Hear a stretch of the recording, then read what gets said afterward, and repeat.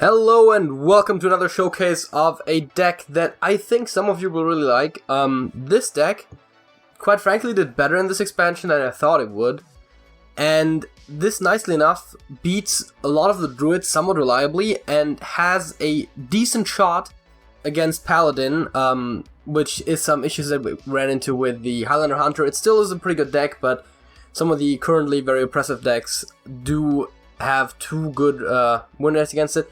And so this is the Highlander Zoo Warlock. Longtime viewers will know that I have played this somewhat prominently for a while now, especially in the most recent Trash Bowl. And this version has gotten quite a few upgrades since then. It runs Flesh Giant, which is a new card. It also Spirit Jailer is a bit of a tricky card, right? It looks very appealing. It seems like it might actually be better than Voidwalker or something. Problem being shuffling two Soul Fragments with Zephyrus in the deck is not pleasant. We have Transfer Student in here, that was already in there towards the end of the Trash Bowl. And one card that I did not realize is actually really good is Infectious Whirling. With the Carpet, this is basically a destroy effect. This can be really good. Other points of note, of course, most of these 1-drops can be switched out. It's a lot of personal preference. I would never recommend to craft, for example, a Hungry Crab. Its situation is very good. Murloc Paladin is kind of popular, but it's not by no means like a necessary card for this deck. Also, if you have some Murloc legendaries, both Kenrith Ebonlock and Arch Thief Rafam, no, that's not it. The new Rafam, the most recent one, can be played in this. And also, Dragon Queen might be an idea here. I used to not run it because the deck would go too fast, but since the meta overall slowed down a little bit, there might be a better argument to now include Dragon Queen. I'm gonna have to see if I do that down the line. And otherwise, yeah, this is a medium cost deck, and it's something that you're not gonna see every day, and let's see how it performs. Alright, game one, right away we're facing a Druid. This should be, I'm not gonna say it's a guaranteed win or anything, but it's a lot more likely to be a win than in a lot of other matchups. Zephyrus is oftentimes a good keep, especially against these decks that can produce scary things right away. I want to keep this Sporling too. It's always one of the more dubious keeps, but when in doubt, you can always just use it as one when I want to. And since there might be Guardian Animals coming down, which, of course, this deck aims to kind of sort of win before that, but doesn't necessarily always work, especially because of the ramp. You can usually deal with it at least once reasonably well. So what you want to get on turn 1, of course, is optimally a Flame Imp, but generally just a strong 1-drop. There's so many 1-drops in this deck, it's hard not to get one. It happens, and those are usually the slower games from the Warlock point of view, so you have to hopefully then match something that you can kind of afford to be a little bit slower against. But right now we'll see what exactly our opponent is gonna bring. I assume it's something, yeah, it looks like some variety of Spell Druid. It's kind of the one thing I expected anyways. Probably runs Guardian Animals, though that is by no means a guarantee, but it is very likely. And it seems there might be one on a spell that he's trying to play there. Doesn't do anything. Knife Juggler seems like a decent drop on 2. Don't have that many minions to play with the next turn necessarily, but presumably I can draw a minion that I can play, and I have the Sporling. Again, it's really good with the Carpet to take out some huge taunts sometimes, but sometimes it's also just good to drop it down just to have it. I think now I'll play the Flame Imp and Twisted Knowledge, try looking for some cards that I can play in the coming turns. It's kind of almost like a better version of tap.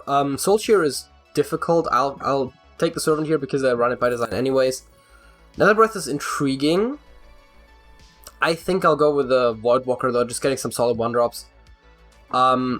There's definitely a strong argument to be made for the Breath here, especially because that helps me take up minions.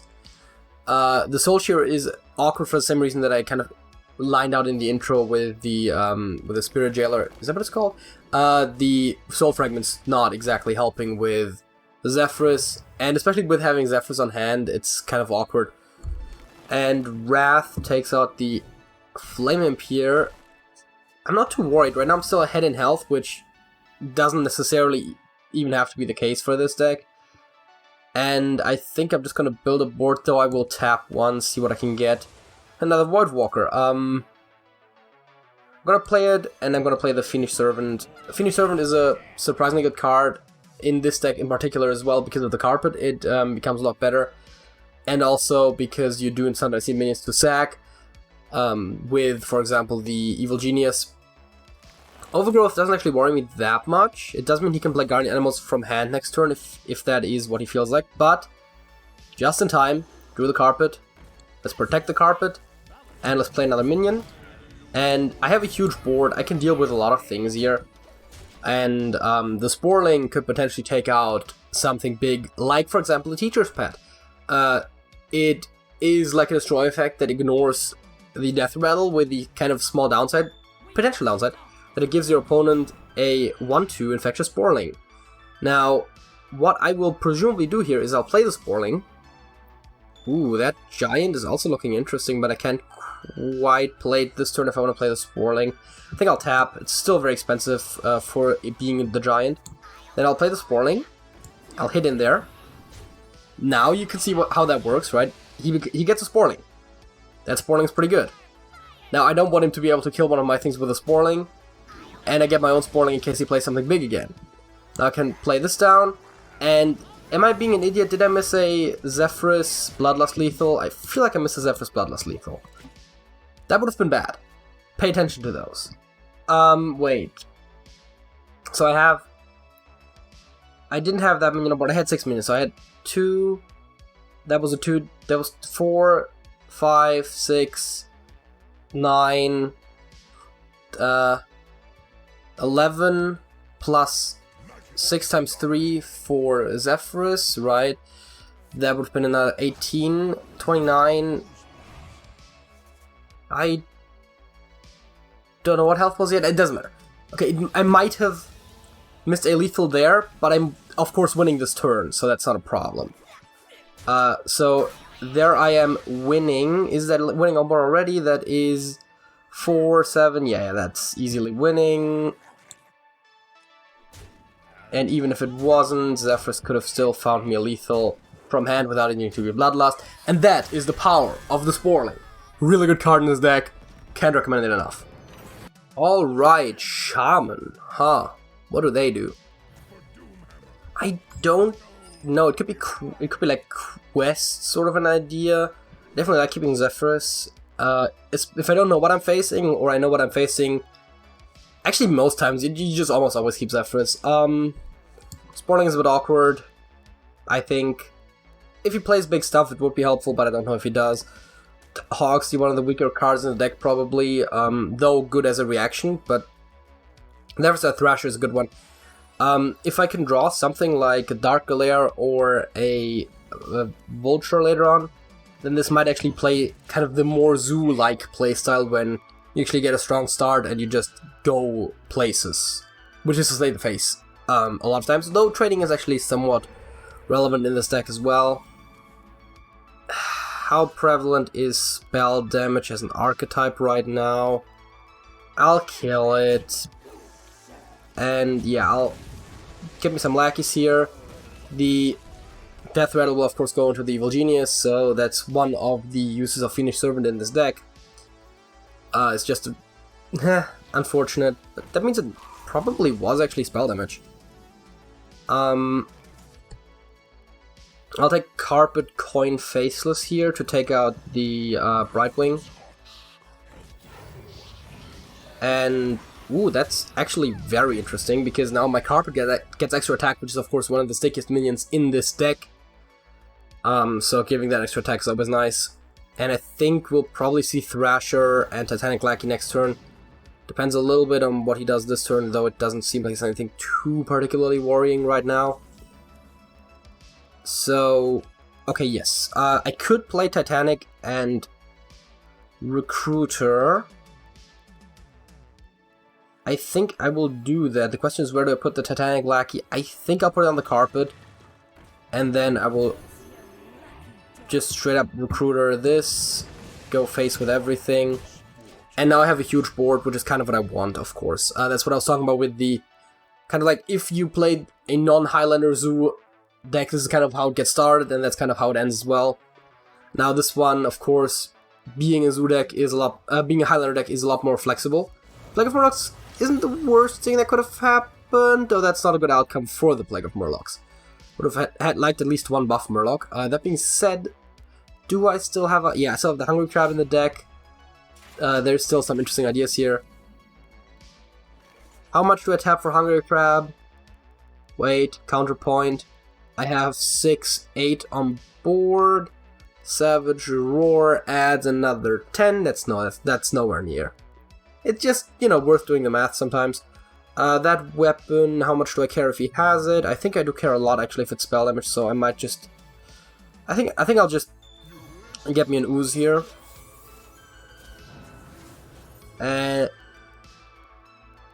Or not. War Leader.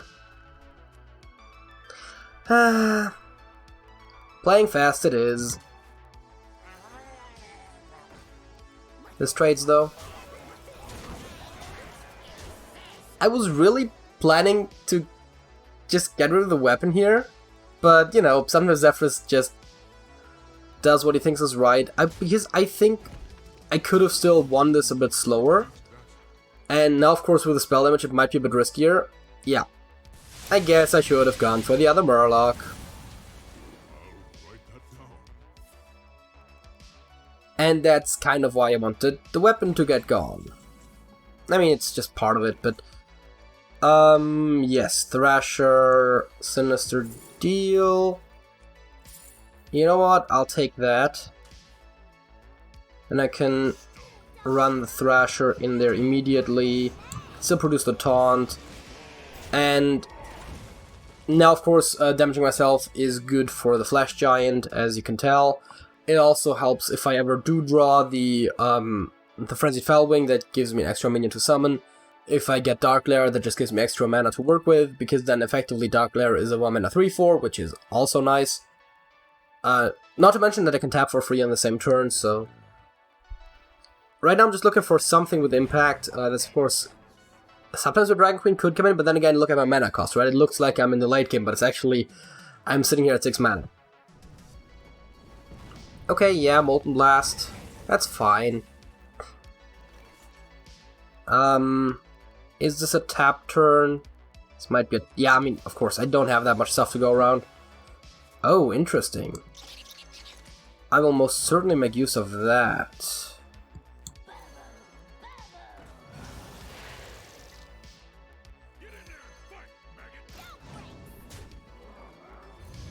There we go.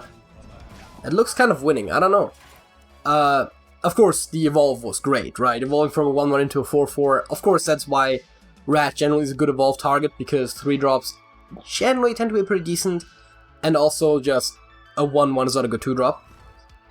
Yes, he has spell damage. That was something I couldn't really avoid, because Zephyrus did not want to give me the ooze to remove a core part of his deck. Raz, okay, yes, that's an end of turn deal 2. On top of the Lightning Storm, I can still hit him with the Giant, though. Wait, never mind, he can hit 2 dudes into the Giant. Wait, he doesn't hit the 2 dudes into the Giant? But now I'm 2 of lethal. Yeah, that was a mistake indeed. Counterpoint. I also have to somehow produce that lethal now. I can definitely tap and still play the Giant, so I will look into definitely tapping here. And it looks like that might be what I do. I play the Giant. Do I kill Raz, though? Or do I just expect him to not get very huge and just hit him in the face? I think I have to hit him in the face here, because I have Soulfire in the deck, which is just straight up lethal. I have Twisted Knowledge, which is likely lethal. I have Transfer Student, which I don't think actually is lethal on this board. There is still... Is there anything else? Fellwing is a very good board presence, but not exactly helpful. Yeah, no, it's just mostly those two. But again, dealing 2 damage is not that rough. And it seems that we are in fact looking at... Is there a Hex coming? Lava Burst, wow. Okay. And Twisted Knowledge for Breath, that's lethal. Demon Fire that only can go to a minion, but yeah, Breath is already lethal. There we go. And that is why Twisted Knowledge can sometimes be really good. It's very flexible, it can give you whatever you need in the situation. It's good refill for your hand, and it does a lot of nice things for you. And yes, Nether Breath can go face, very important. I think it's enough for showcasing kind of like the quirky yet effective way that this deck works. And you know, if you enjoyed the video, leave a like, leave a comment with suggestions for cards that you would maybe swap out here. There is, as I've said, a variety of different ways you can play it. How do you feel about including Dragon Queen versus not including it?